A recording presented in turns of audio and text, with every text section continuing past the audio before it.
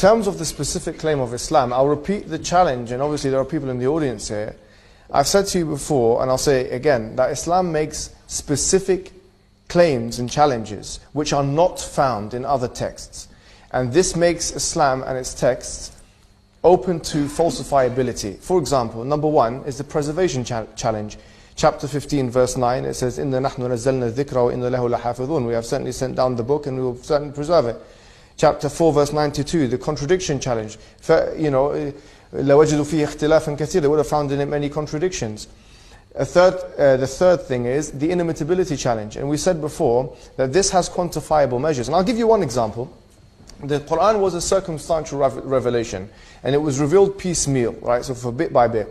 But despite the fact that the Quran was a circumstantial revelation and it was revealed piecemeal, you'll find that there is an incredible knitted togetherness, a consistency, a coherence of the Quranic text, which make it almost impossible, I would argue, that it would have been from human authorship. For example, the Quran in chapter 3, verse 59 says, إِنَّ مَثَلَ عِيسَى عِنْدَ اللَّهِ كَمَثَلِ آدَمَ خَلَقَهُ مِنْ تُرَابٍ ثُمَّ قَالَ لَهُ كُنْ فَيَكُونَ. That certainly Jesus is like Adam. God created him from dust and said, be, and he was.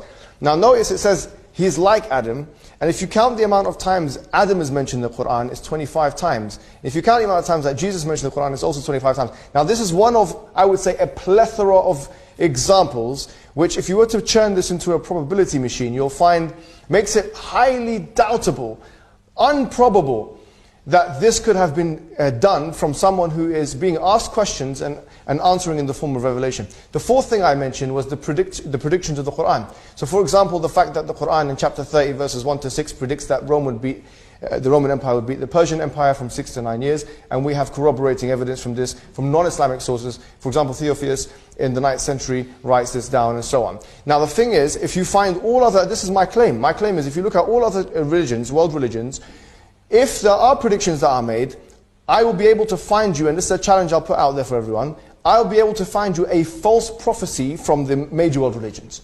If someone claims to be a fortune teller, Nostradamus, Charles Russell, from the, whoever it may be, those individuals made a series of predictions, some of which came true, some of which did not.